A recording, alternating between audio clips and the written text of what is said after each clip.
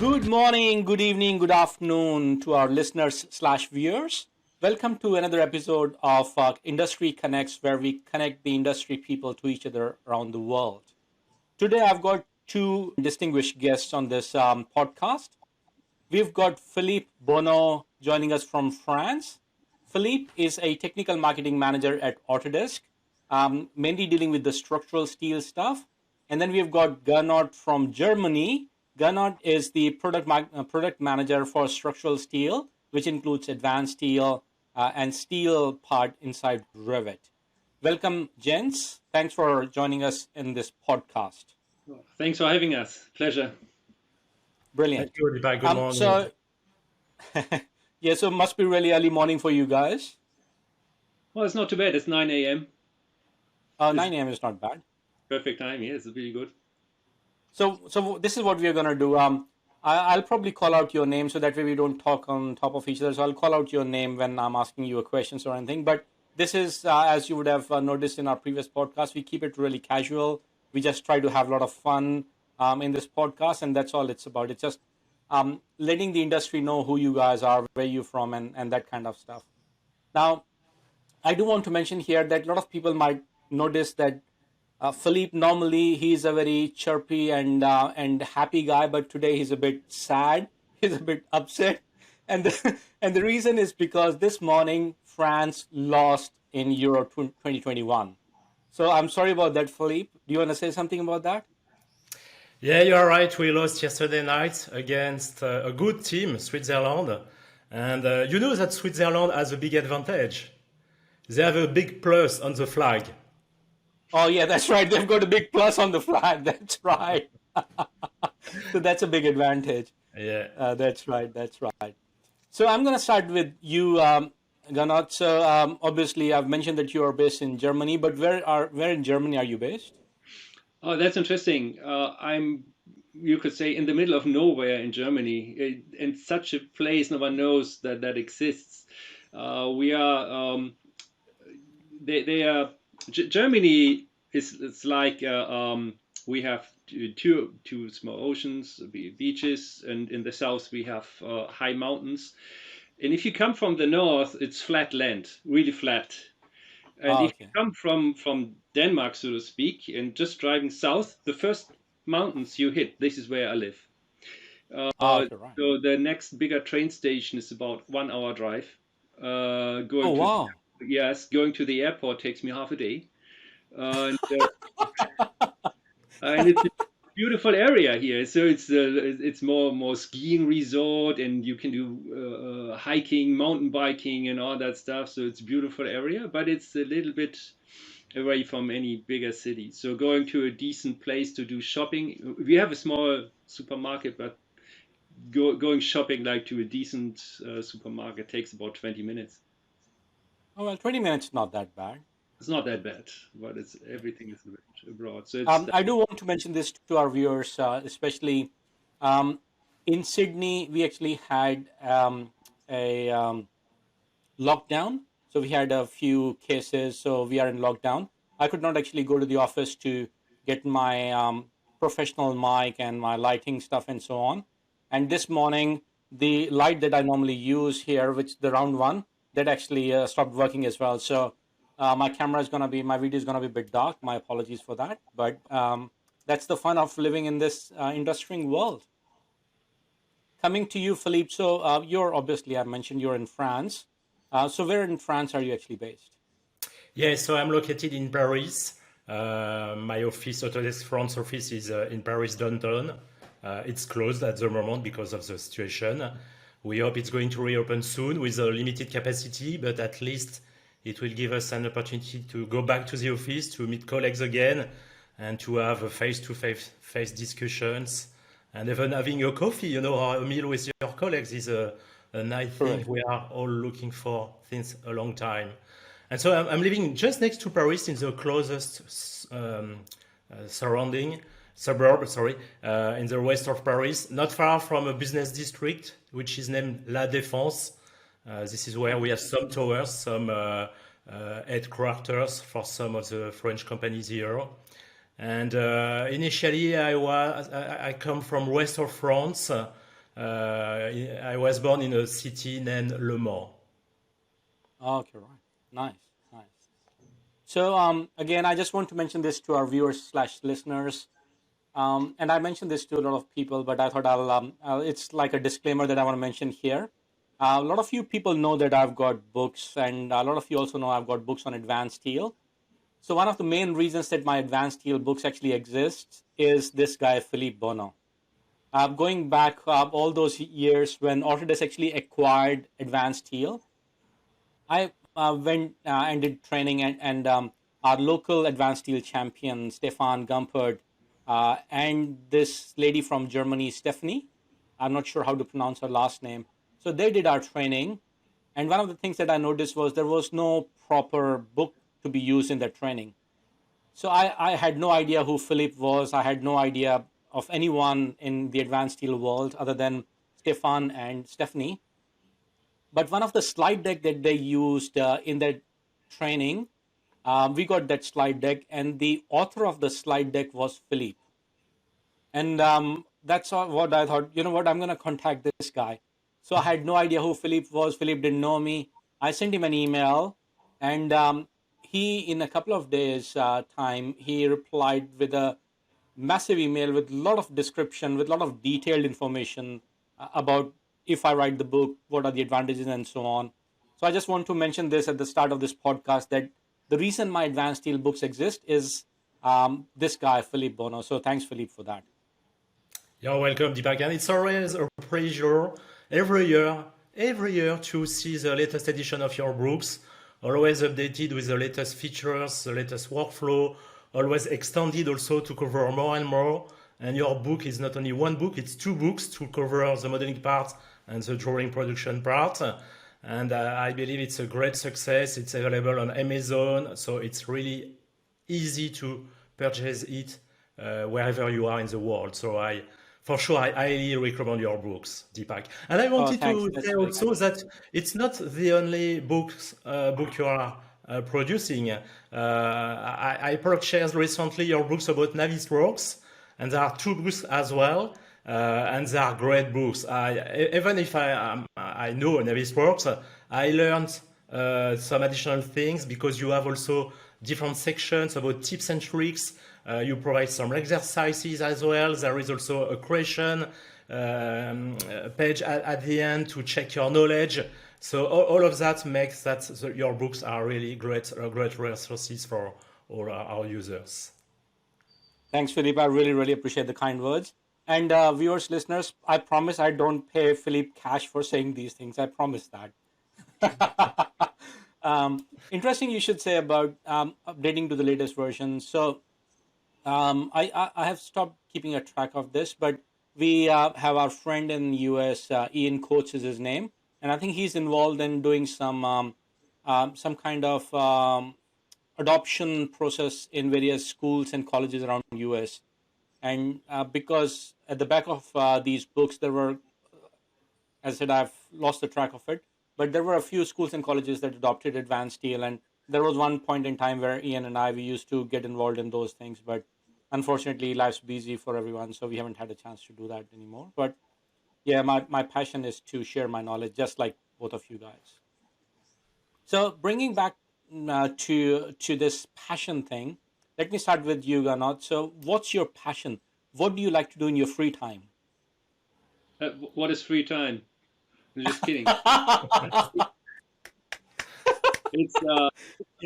It's interesting. I live in this beautiful area where you can do a lot of these outdoor stuff.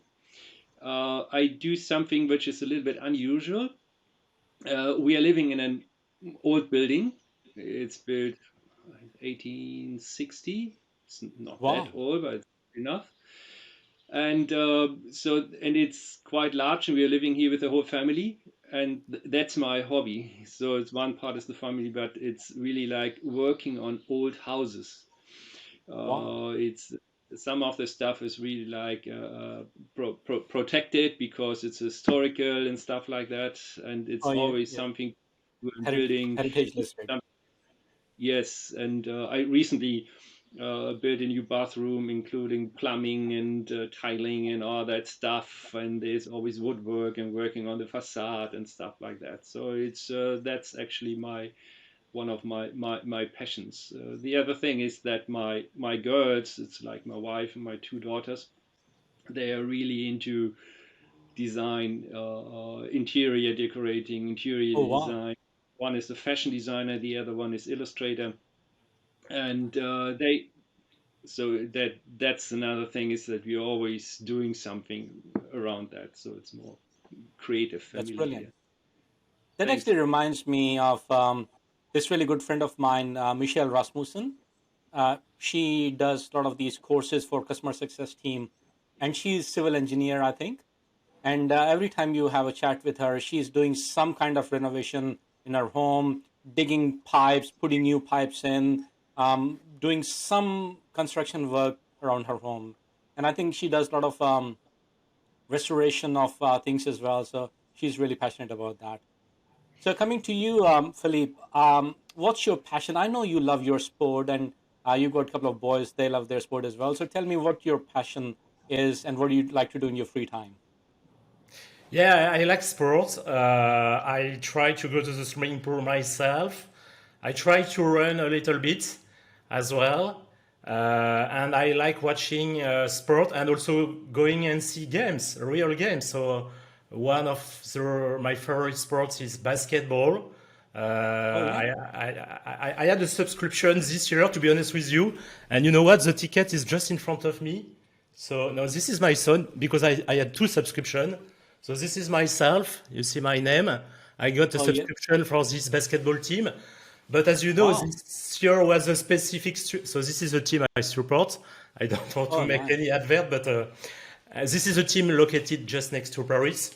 And so we Okay. had this subscription, but this year was a special year and they had to cancel different games. So at the end, we were able to see a third of the games. But I don't know, maybe because there were some people in the stadium, the players gave their best, and it was really good games. And it was such a pleasure, to go back to stadiums and see Yep. live games and public in the stadium. So I enjoy that a lot. Also, I like to go and see my kids playing basketball as well. So I am Brilliant. one of the dads taking my car, driving the kids to different cities around Paris. So I Yep. know many cities because of basketball as well around Paris. And also Fantastic. in our family, myself and my sons, we like car racing. Maybe one of the reasons is that I was born in Le Mans, as I said, which is a famous city for the 24 hours of Le Mans, a car race which happens every year. So it's 24 hours from Yep. Saturday 4 p.m. until Sunday 4 p.m. And we will like watching Formula One as well on TV on Sunday. And Moto Grand Prix as well. We are lucky this year to have some good French drivers. So it's good to watch them on TV. And my middle son has put some pressure on me to go and see a Formula One Grand Prix because he did Oh not yeah. have the chance to see one for real so far. So I booked my tickets for Spa-Francorchamps in Belgium for the Oh yeah. Formula One Grand Prix, which will happen in 2 months from now at the end of August. Nice. So we will be very happy to go there and spend the weekend watching Formula One over there. That's fantastic. That's brilliant. That actually brings me to this question. Once you guys, so I take it that you guys can't travel right now. We were really blessed. I was able to travel to Melbourne last month. Actually, last month, and then I traveled to Brisbane also to see customers earlier this month. So we were able to travel locally, and we had this bubble going on with New Zealand as well. But obviously, everything is on hold now with the situation. So once the world's back to normal and you guys are allowed to travel, starting with you, Gernot, what's the first place you want to visit? Oh, privately or business like? Oh, private. We're not talking about business in this podcast. We only talk about other stuff. Denmark. It, Denmark? it yeah, Denmark. It doesn't sound exciting. We've actually I've been on vacation the last 2 weeks, and last week actually I've been in Denmark. So the Oh, borders nice. they are open, and we go to this place with endless sand dunes and nice beaches, and it's Wow. not crowded at all. So every 200-300 meters there's someone else. So it's really beautiful there, and this That's is where brilliant. we go. Yeah. See, living in Sydney, this is where we are really blessed. We've got one of the best beaches in the world. And if you Yeah. go to the coast, whether up the coast or down the coast, as you said, every few hundred meters, there's a very nice beach that you could go to. So You that way we are really, really blessed. like mainly beach, right? Yeah, So Manly Beach is just one of them. Yeah. yes, Um, I've been there. It's so beautiful. It's unbelievable. If I could, I would take my family going over there and show them. I yeah. was walking there, the beaches, and it's like over the cliffs, next beach, over the cliffs, next beach, under the cliffs, next beach. I was standing there. There's only one thing missing, like this perfect color of the water, the nice sand beaches, perfect. Where everything is just so beautiful. Said, Yeah. where are the whales? And then they were breaching just in front of me. So Yeah.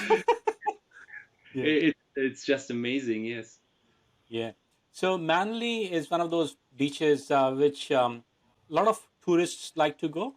But if I'm taking my son to the beach, I go to a few other beaches where, obviously during summertime, most of the beaches have a lot of people, but there are some beaches where mainly the locals go. I prefer going to those beaches rather than, beaches that are too crowded. Yeah, yeah, I was there on a business trip, and I could spend the weekend there, and that was my only option because I didn't know the places and was the place Yeah. I could by myself. So, but Yeah. if the other places are even better, so how Oh, can you yeah. beat? Exactly. So if you guys visit here, it's not if, when you guys visit, I'll take you to some local beaches that you're gonna enjoy. All right. Yeah. So coming to you, Philippe, what's the first holiday destination you wanna take or fly to once we come back to normal or normalish state? So last summer, we had a plan to make a long trip with my wife and my boys to go to Canada. And we had to Oh wow. cancel it because of the situation. So we had booked everything, because when you make a long trip in the middle of the summer, it's much, much better to book in advance and even to book Correct. in January or February for August. So we did that. We had all the flight tickets, we had the hotels, we had the rental car, and then we had the COVID situation which happened. So we had to wait, in March, April, May, hoping that everything will reopen again.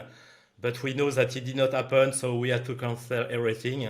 The good news is that we got most of the money back, so we have it again for a long trip. So my kids are still asking when will we go to Canada, because they know it's beautiful. You have nice cities, but also beautiful mountains, waterfalls, lakes, and things like that.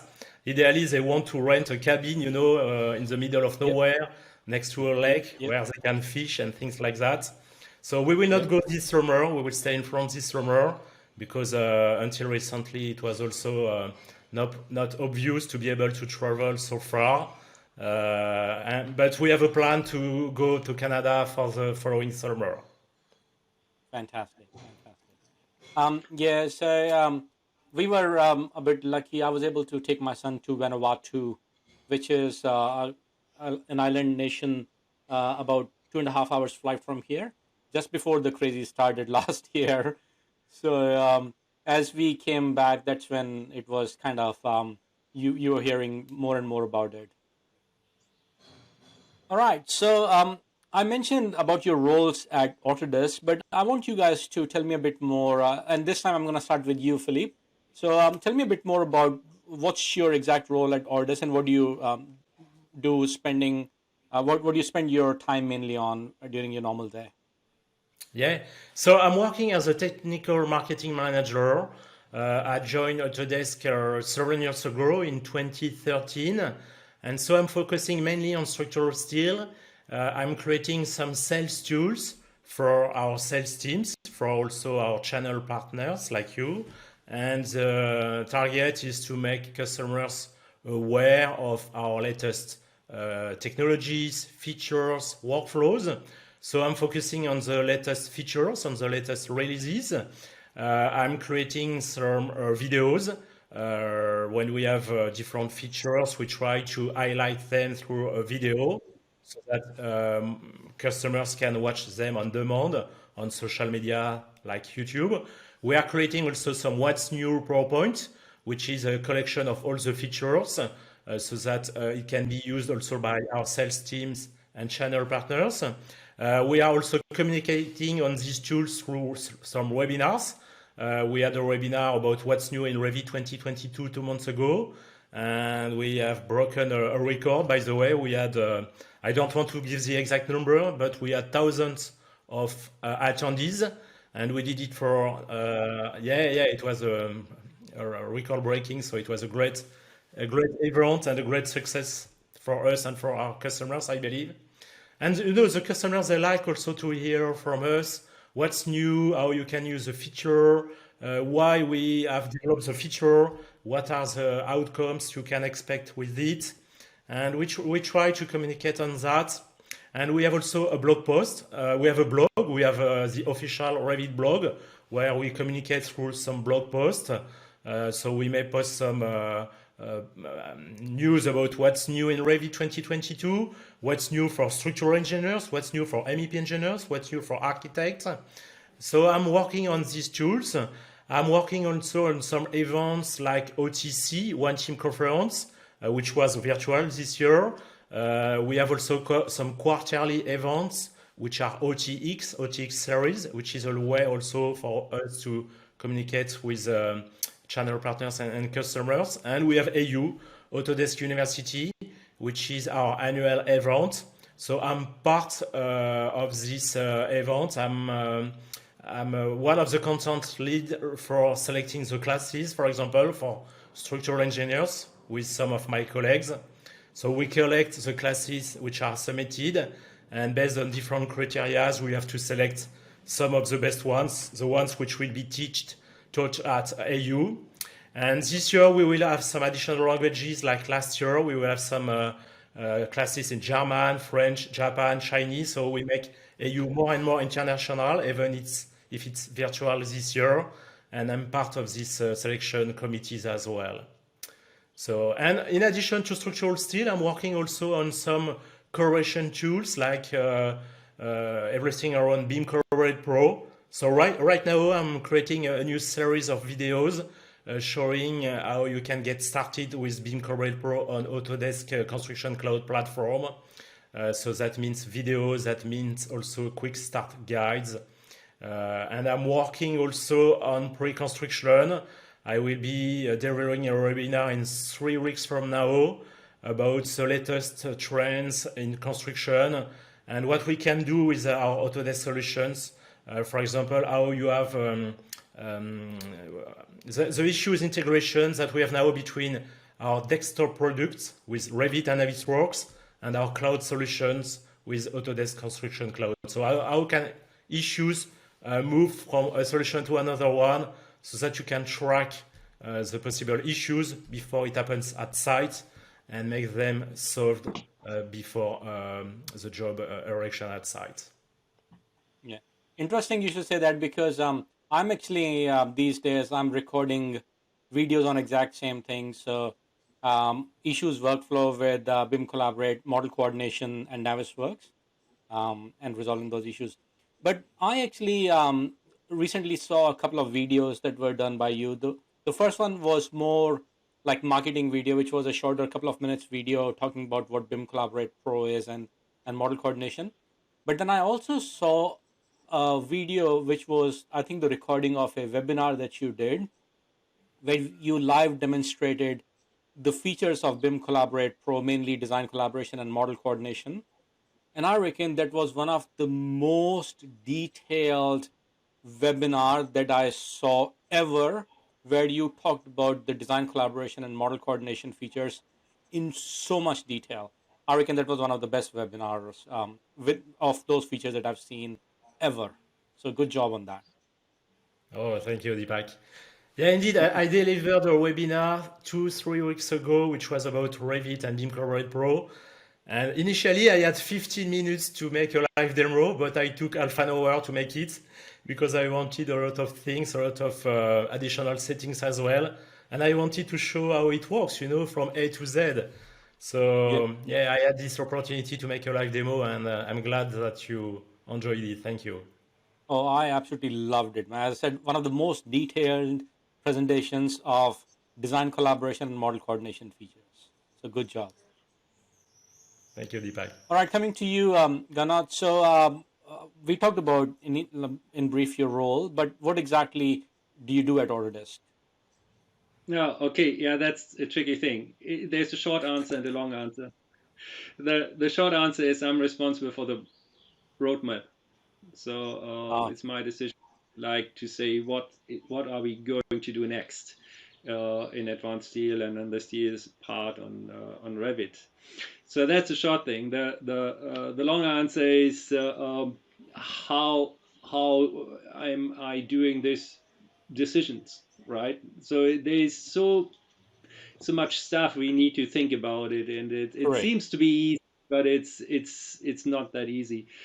The first thing is that we all do structural steel, but everyone is doing it slightly different, and that 100%. makes it more challenging.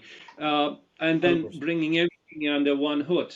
So I give you a couple of examples. There is a huge difference between small customers and large customers. You can imagine Correct. that someone who like 2 licenses of advanced steel has different demands on the software and on the whole solution than someone who's dealing with 120 licenses and interacting with a lot of other disciplines Exactly. in one house.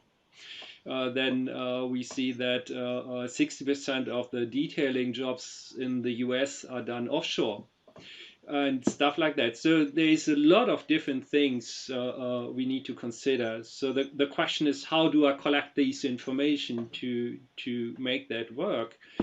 And this is where a lot of information are floating into my direction. So one thing is we have the forum, we have ideas, idea station, and stuff like that. The interesting thing is that sometimes customers are complaining we are not listening to them, but they're not talking to us. So Yeah. it's just like posting 2 ideas over the last 3 years. How can he complain about anything, right? So it's just it's not a negative thing. It's just I just want to encourage everyone just to post ideas. We are reading them. If we are not replying to every single thread, they're just too many. Yep. That's one. But we are reading them, and we are having a look at them. That's one thing. The other thing is that even if someone is there very high ranked, it doesn't mean that it is the most important thing to do. So I'll give you an example. There was this one thing which was on the top 3 ideas. And when then we started interviewing like 20, 30 customers, discussing that issue with them, and then they said, yes, it is important, but it's not the most important thing for us, right? Even Oh, if it wow. is in the top 3. So, so it gives us an idea about, yes, it is important, but is it really the most important thing we need to do? So that's another thing. Is Yeah. and then we are talking to partners, we are talking to customers. I love talking to customers. So sometimes the customers think, Gernot, he's living his bubble. He doesn't want to talk to us. Everyone can reach out to me and share ideas and share what they need. This is part of my job. I really schedule with anyone a call right away, not right away, but like to schedule a call and discussing and going over issues and what they want and what they need. I give you an interesting example about was a fun story a few years ago.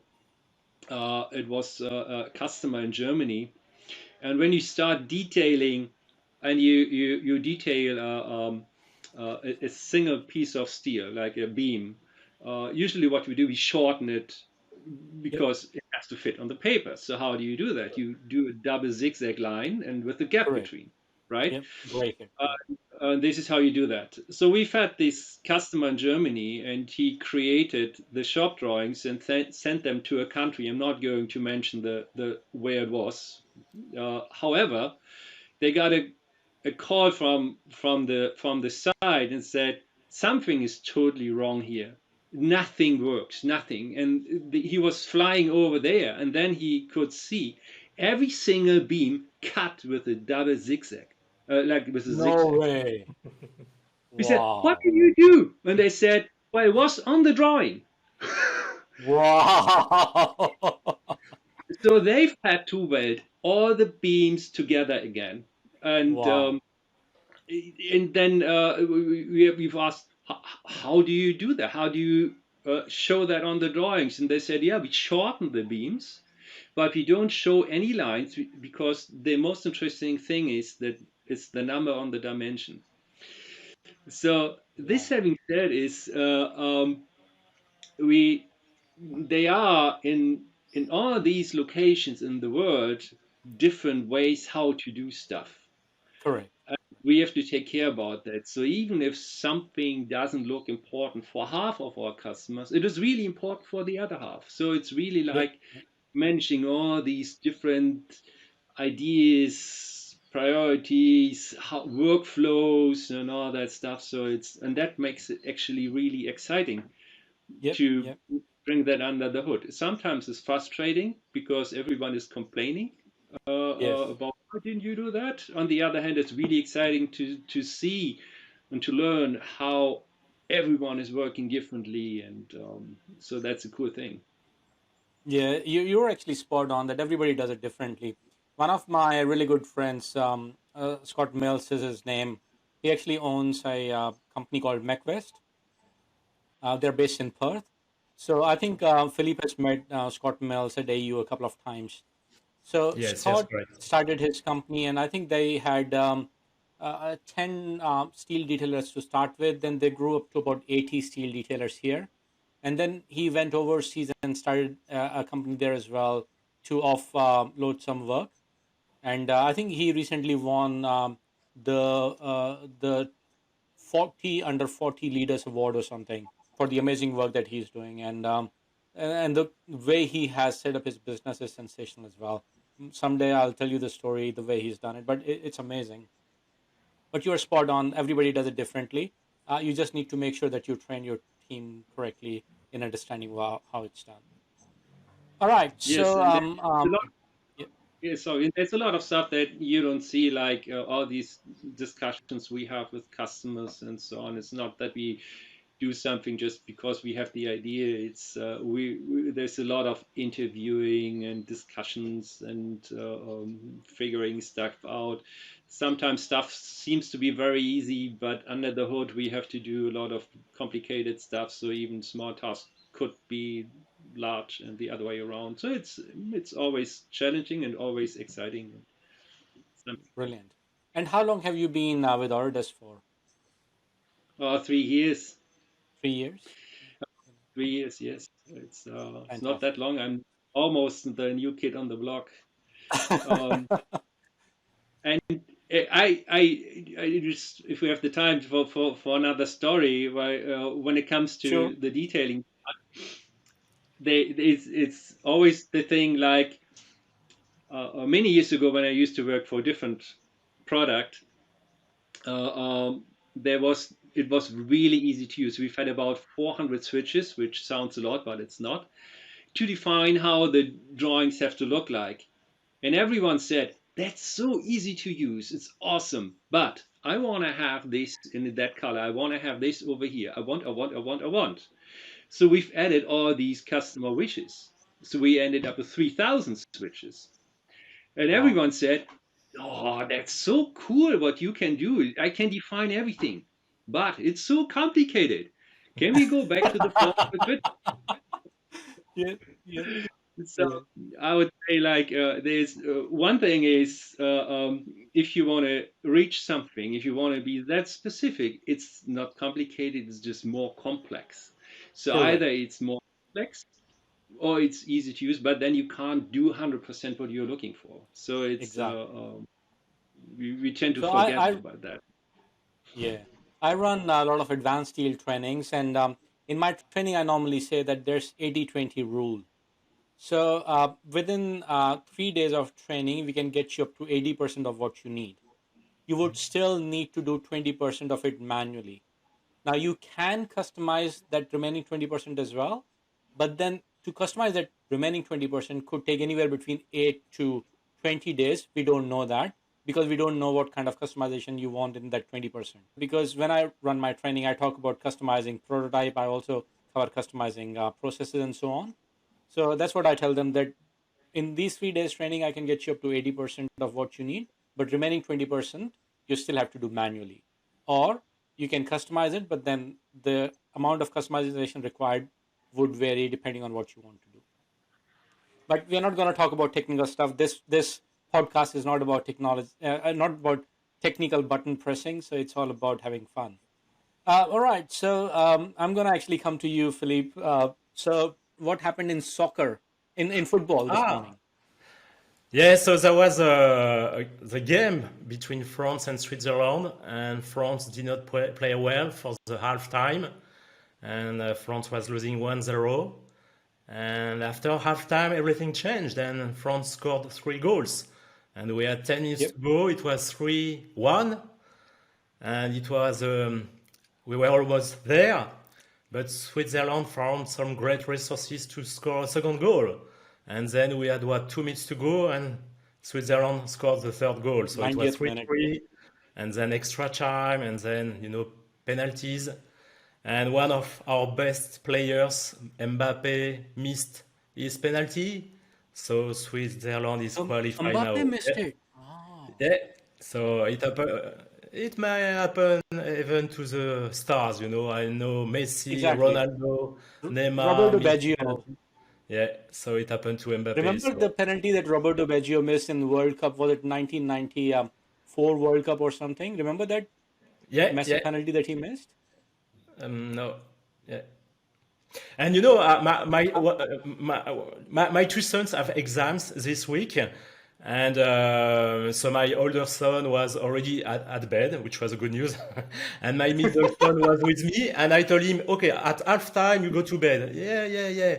And then it was becoming more and more interesting, and then he wanted to stay, so he stayed. And we had extra time, and I was telling him, "Go to bed now, go to bed. I will tell you tomorrow morning what was the result." No, no, I want to stay. And at the end, he went to bed at midnight because the game started at 9 p.m. But the game Yep. itself, the extra time, and the penalty, everything was Yep. finished at midnight. So yeah, it was a long evening, Wow. but it was a good game, and so far it's a good tournament. So Yep. it's good to see. And the good news again is to see some people in the stadiums as well.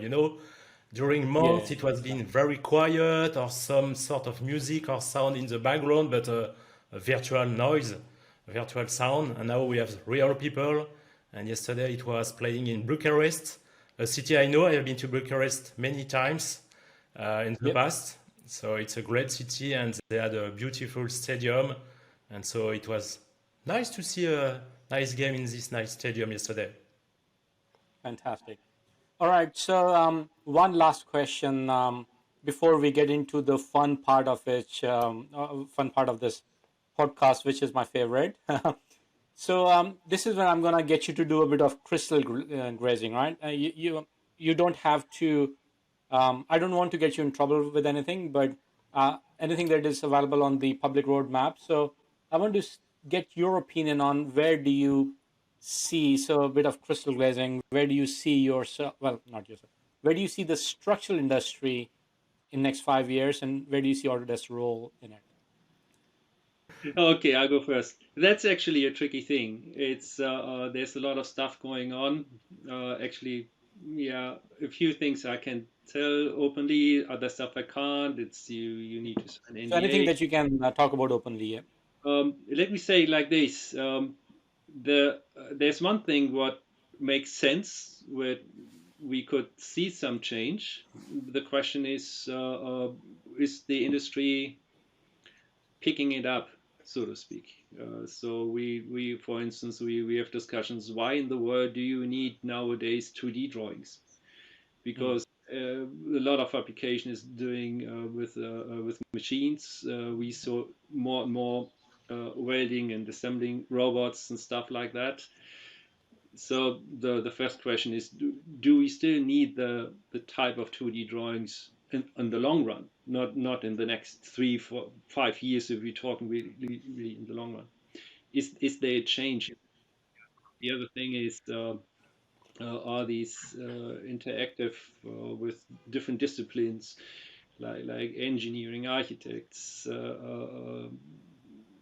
detailers, how they can work closer together with different Yeah. applications and stuff like that. So I see that coming closer together, including the MIS applications and stuff like that.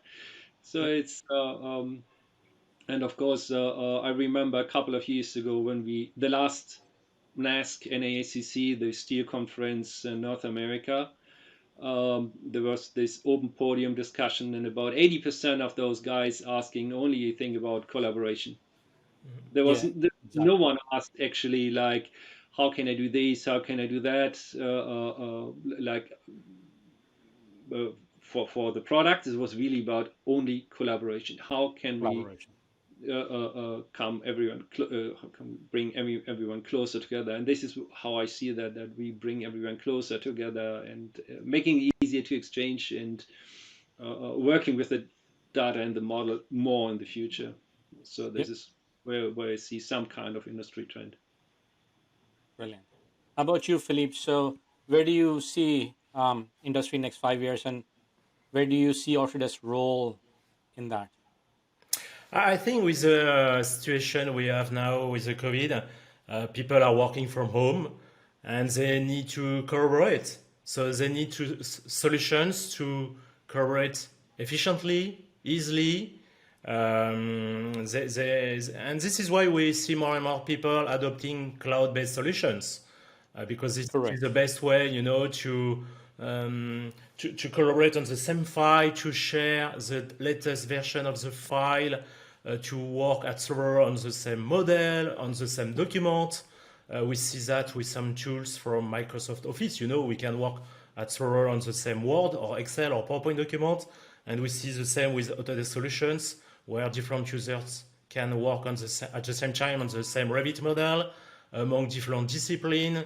We can have the architectural team working with the MEP team, the structural team. All of that thanks to the power of the cloud, I would say. Another trend I see is that people are looking more and more for automation. And this is why at Autodesk we started to enable some features like, for example, for steel, like propagate connections in Revit, so that you can Yes. select one of the steel connections, and with a contextual menu, ask for propagation of the same steel feature, steam connection, everywhere where that's possible. And people are very fan of such features, and they are also more and more interested in some tools like Dynamo, so that they Yep. can really configure tools without any developer knowledge. They can really create their own graph and create some simple portrait frame or more complex structures. We have released also some additional tools, for example, in Advanced Steel, where you can create not only the structure itself, but also the steel connections. So you could, with Dynamo, set up a graph and run the Dynamo script and really get the 3D model of your structure with steel connections in one click, I would say. Yep. And the Yep. same happens in different other software like Revit, where we have also Dynamo. We have also Dynamo Player. And in some of the latest release, you have now the possibility with Dynamo Player, with a single click, to place many steel connections in different locations of your model based on different criteria. So, for example, ranges of applicability in the latest release. So it opens a lot of doors, and it really helps to speed up the modeling phase 100%. that our customers are looking to automate more and more, for sure.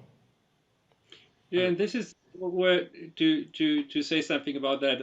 We were talking to a customer a few weeks ago. They have done it was an engineering firm, a detailing firm, and a fabricator, and all of them talk to each other. The first project they typically they've had a couple of thousand or 2,000-3,000 RFIs, requests for information, when they're talking to Wow. each other. and which is like if you have a large hospital, which is not a Yeah, it's not unusual too thing. many. Yeah, I'm not talking about a one family owned like large projects, right? By using automation, having a more complete model at the engineering stage, not at the detailing stage or fabrication stage, like at the engineering stage. Typically, what we hear is who's going to pay for that? So the engineers typically say that I have to spend more time into it and no one is going to pay. It's the liability stuff and so on and so on. correct. However, by having a more complete automated by using these automation tools model during the engineering stage, they reduce the number of RFIs by over 90%. So Wow. the price tag, they calculated the price tag on the RFI. They have a different numbers. So they said about between 2 and 3,000 US dollars. Even if we say it's $1,000, let's say they have 1,000 before, and now they have only 100 RFIs by $1,000. So they saved over a million. Um, Wow.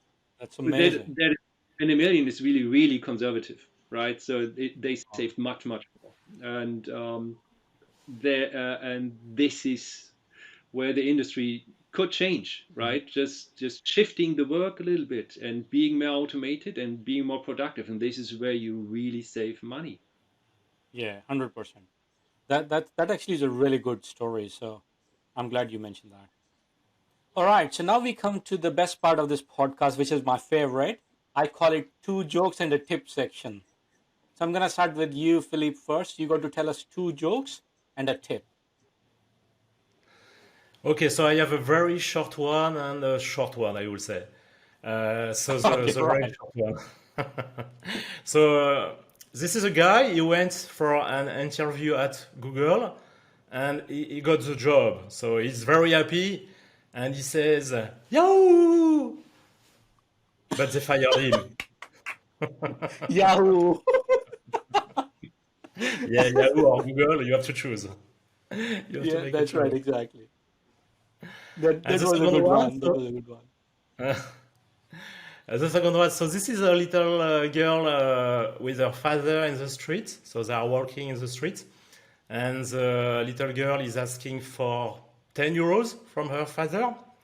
And the father asks her why, and she says, "I want to give it to an old woman." "Oh, that's great. I'm glad to see you want to help an old woman, but where is she?" "Oh, she's on the other side of the street and she sells ice creams." So it's the ice cream lady.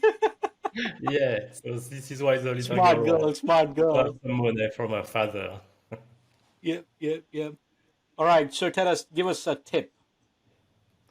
Our tip, I think my tip will be to we need to continue learning. Learning is so important. The world is changing so fast. We may have some unexpected situations like we just had with the pandemic, and that means that people suddenly they have to work from home instead of the office. So they need to be ready. They have to be the right tools. They need to know how to use them, and so it's important to stay tuned, to stay online with the latest technologies. Also, technologies are bringing more and more possibilities, workflows which connect in a smarter way products as well. We have some great tools also to collaborate through the cloud, to share also models in the cloud with the shared views, for example. And all these type of things did not happen just a couple of years ago, for example. So it's very important to learn.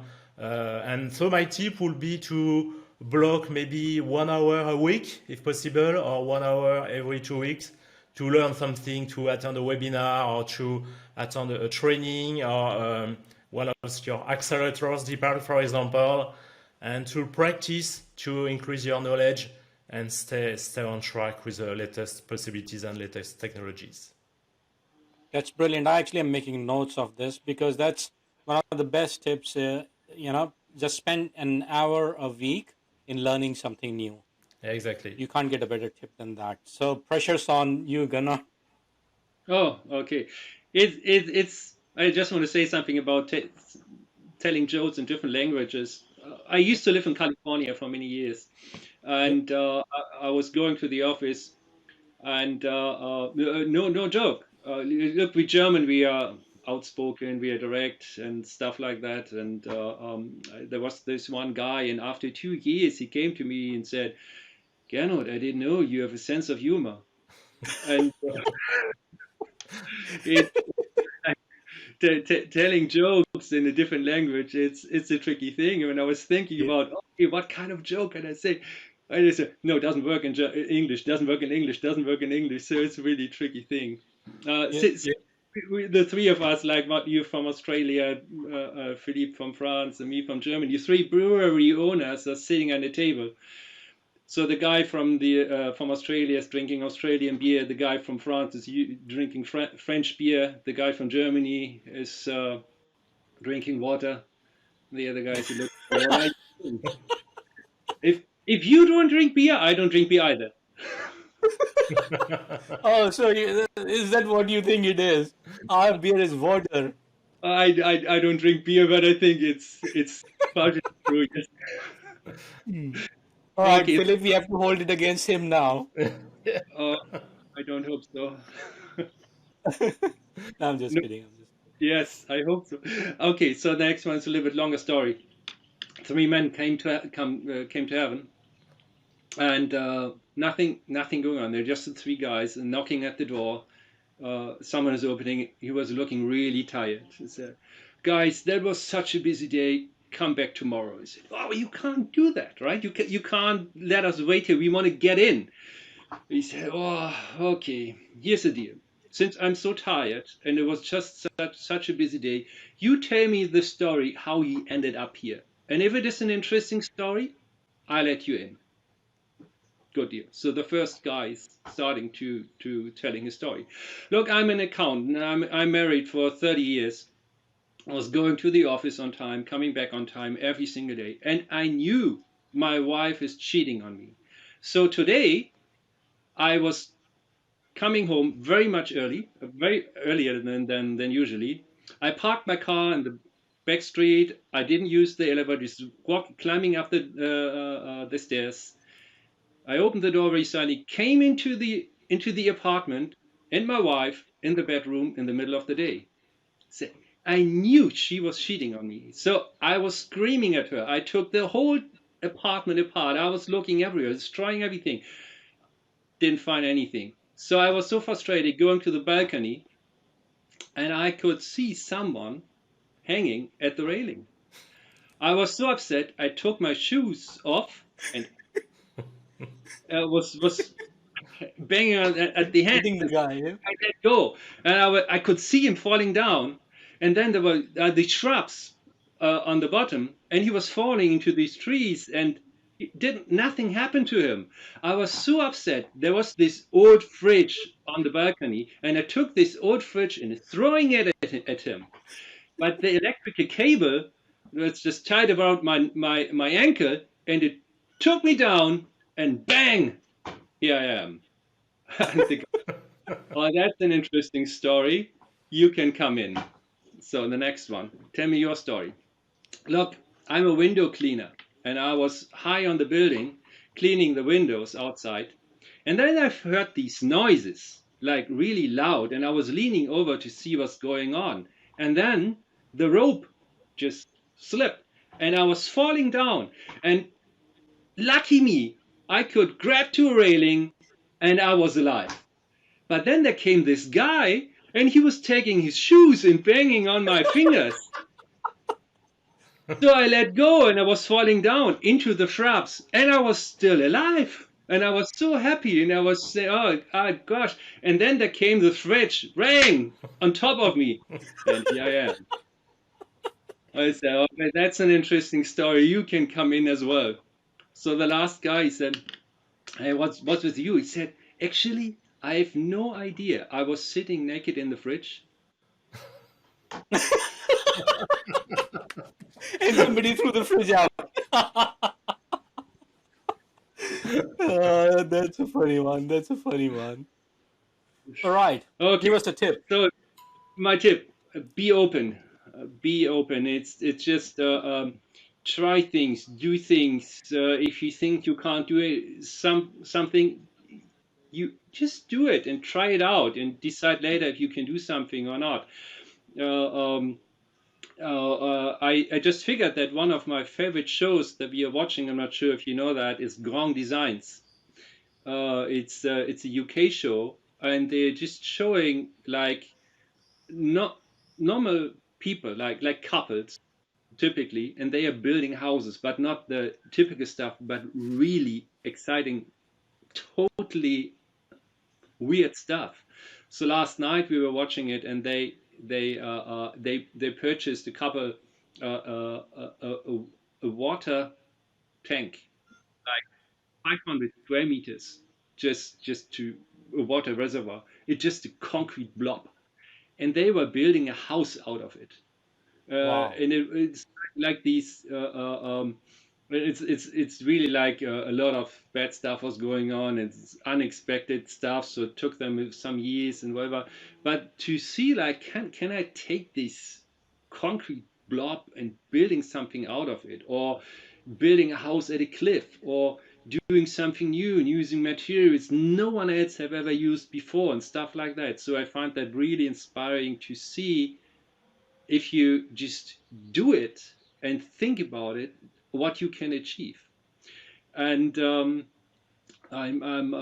book that I'm reading right now is also a totally different thing. It's called Edible Shelby. That's the guy who's just browsing around the world, and it's learning from other restaurants. It's like a cooking book with a lot of stories, and Yep. stories are like a few pages about this guy or this couple or these people building up a restaurant and doing something totally different, right? Wow. And just to show how they do. And it's just, I've in my life I've learned, just if you try things and if you are open to other things, you can achieve a lot. And 100%. if I see it with and this is like when it comes to business, I see those companies are trying something new or doing something different and being innovative. They achieve something, and there are these others that just stuck. All right, it's just, this is, I've done that the last 30 years this way. I'm not going to change that. They will never grow. They will just do their thing, and it's, I find it more exciting to try stuff and do something and achieve something, and this is what I like to say. That's fantastic. It's a really really good tip. With this, we are almost out of time, so I want to thank you, gents. Thank you for coming on this podcast. We really really appreciate that. I'm pretty sure all our audiences and viewers would appreciate you guys coming on this. I know, being at Autodesk and being product managers and technical marketing managers, it's really busy job, and you guys keep really busy. So thanks for taking the time out and joining us. So, Almost viewers a and pleasure. listeners, we actually talked to both Gernot and Philippe about a lot of things. But when I asked them to do crystal glazing, a couple of things that came up with both these gentlemen is the future is in collaboration and automation. And Mhm. that's where they think that Autodesk is spending a lot of time and money on collaboration and automation, because that's what the future is going to be, especially in these kind of world that we live in, where the times are so different, where people have to change their way of working. Something that they had been doing forever had to be totally changed. Everything just changed in an instant for most of us. So in this kind of environment, collaboration and automation is going to be the key to our success. We also talked to these gents about their tips. So Philip's tip was to take at least 1 hour a week out and learn something new, which is amazing, because that's what I always say. The best part of my job is to get something to learn something new almost every week. So that's definitely something that resonates with me. And Ganot's tip was to be open, try something new. Even if you fail, that's fine, but try something different, try something new. That's a really, really good tip as well. So, again, thanks, Ganot. Thanks, Philippe, for joining us on this podcast. We really appreciate that. No, it was a pleasure. A lot of fun. Thanks. Yeah, lots of fun. Thank you, Deepak, for organizing this podcast. Thanks, Philippe. Thanks, Ganot.